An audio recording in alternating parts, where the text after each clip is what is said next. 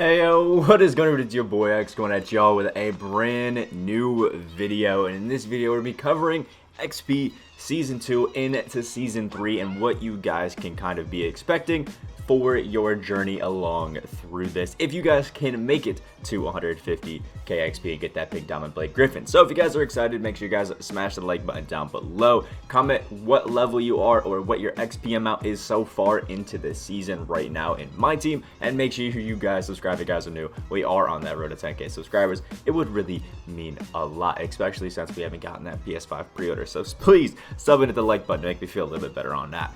So basically, when it comes to the whole XP grind in, this whole Season 2 right now, it is actually significantly more difficult, I think, this year, just because they're lowering the amount of XP challenges. If we actually looked at the progress that I was making last year around this time, give or take a few days, I was at about 40,000 XP. You can see I have a picture right here of a gameplay that I did where I was at almost 41,000 XP with 17 days left. I think it was actually about 16, it just showed 17. So in saying that, I think at this point I'm a little bit further along, but if you go ahead and were to compare previous years or previous seasons and looked at the XP amounts that they gave you, for example, the Ruby token market that we got in Season 1 gave us 750 XP for each one of these.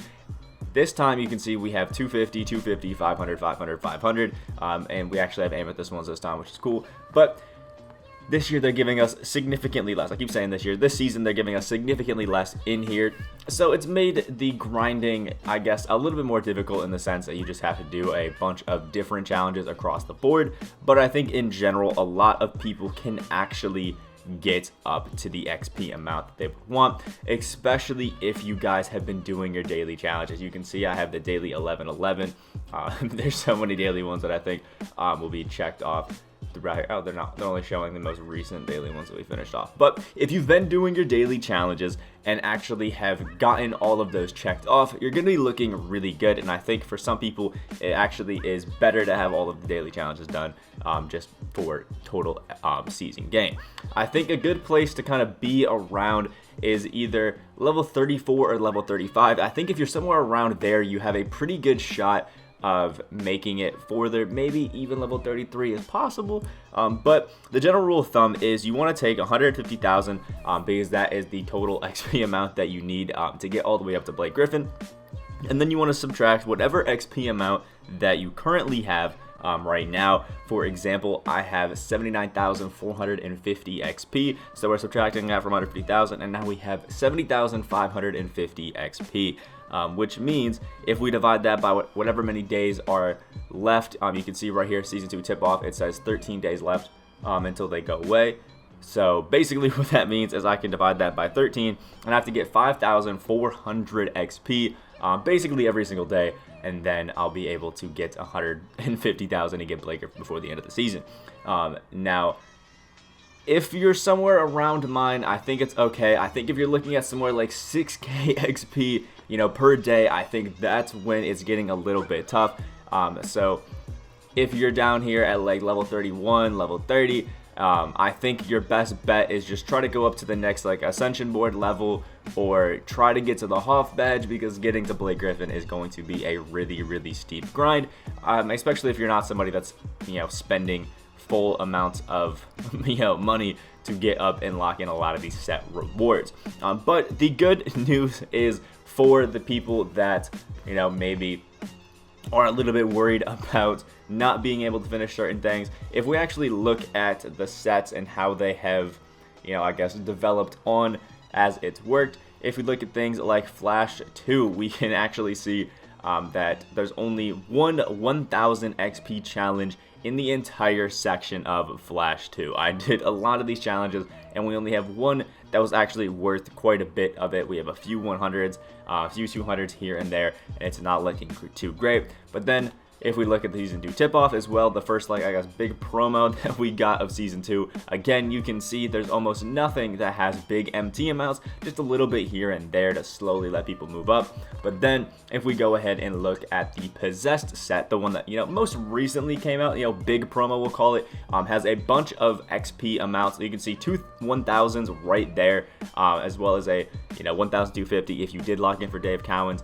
As well as just a bunch of little bigger amounts for some of the cheaper ones, like 750 just for scoring 90 points with Kawhi is amazing. And then if we look at the Idol series, Grant Hill, one that just recently came out, there's an 800 XP for Grant, 1250 for Grant. There's also 800 for just getting, assists with an Amethyst card. We have 1000 XP for a Drazen, 3-pointers, 1000 for Westbrook. So you can see the XP amounts are actually insanely increasing. Again, right here with Westbrook, there's 2000, or Lillard, there's 2000 XP getting from Lillard, and over 2000 for David Robinson as well, as near 3K for John Havlicek. So the thing that I do want to preface here is that if you are behind, it is getting a little bit easier to start moving forward, because you can see the XP amounts have increased as the season has gone on.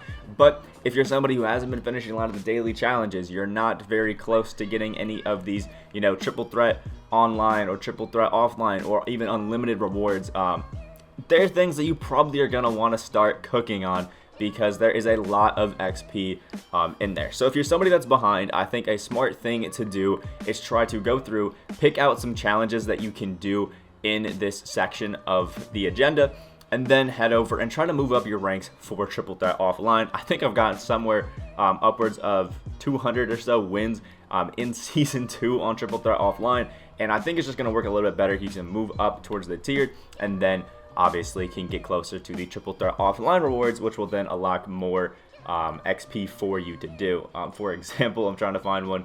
Triple threat offline challenges, that was the spotlight ones. There we go, triple threat offline.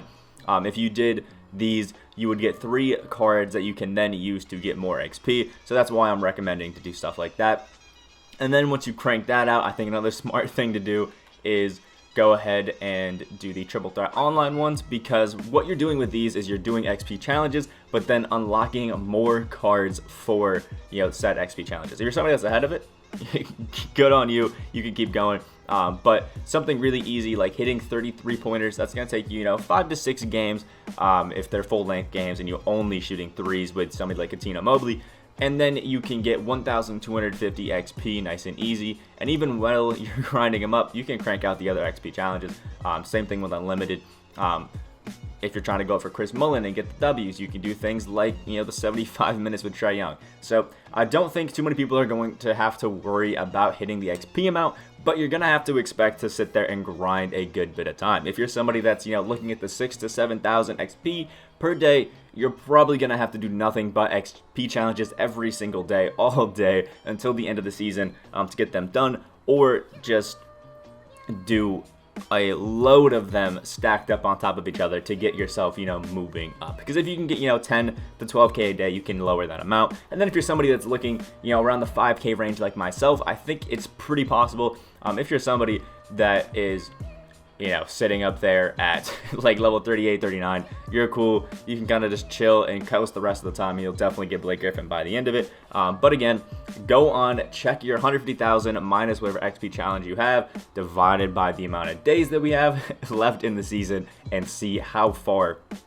you are from being at that mark. I don't think too many people are going to miss out on Blake Griffin this year. And again, remember, there's a bunch of sets coming up. We're going to have a whole new promo coming out on Friday, most likely a full promo of 12 to 13 cards like the Possessed set, hopefully, and we can just get a lot of really, really good things here. Or if it's not, it's just going to be another flash one with a bunch of challenges up to 24. That's going to be real nice as well. So I think don't worry about it too much.